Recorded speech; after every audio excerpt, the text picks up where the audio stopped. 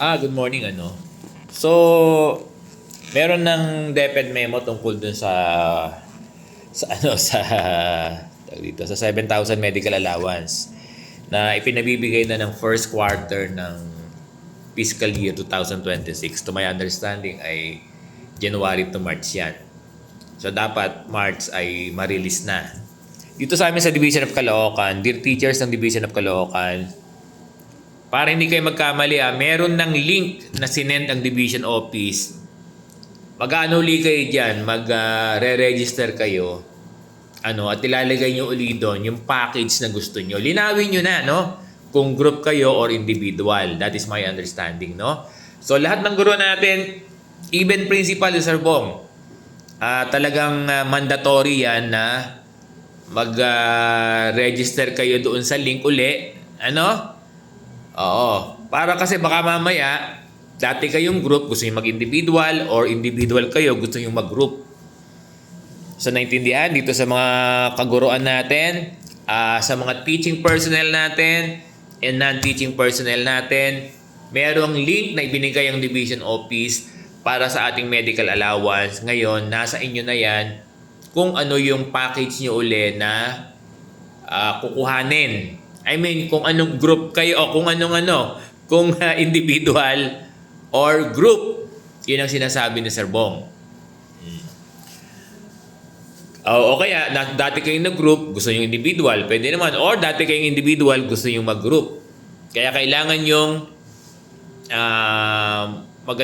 mag-provide ng details dyan sa link na yan. Kailangan nyo sagutan yung link na ibinigay sa atin. Ando na yan, sinend yan sa mga principal nyo. Oo, para doon sa release ng medical allowance. Kung individual ang pinili nyo, papasok uli yan sa ATM nyo.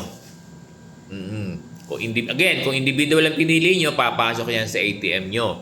Kung group ang pipiliin nyo, hindi na yan papasok sa ATM nyo. So, ganun.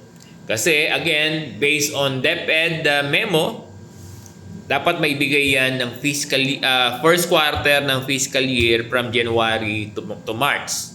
Oo. So, ganun ang gagawin ng Division Office. Kailangan ma-release yan sa inyo by the end of the March. Ganyan. Or earlier. Ano ba ngayon? March na ngayon. Or earlier this month ay ma-release na sa inyo once you have already undertaken the registration sent by the Division Office. Yung link. So, ganun lang, dear teachers, huwag niyong ipagwalang bahala yan. Baka mamaya may mga may mga sentiment na naman na hindi pumasok. Dapat makapag-register kayo. Di ba? Dapat makapag-register kayo. So, naintindihan ba?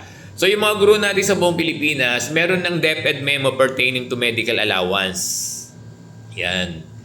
Hindi ko lang alam kung may link din kayo katulad dito sa Division Office namin para online registration, online encoding ng mga details. Kasi baka magbago yung teacher. From individual gusto mag-group or from group gusto mag-individual. So, ganun lang yung update natin sa medical allowance. Buong Pilipinas yan. Buong Pilipinas, ang medical allowance ay dapat ibigay based on DepEd the memo, dapat i-release ng first quarter ng fiscal year. Ang pagkakaintindi ko niyan ay from January to March. March na ngayon. Diba? So, nagigit ba natin mga gra?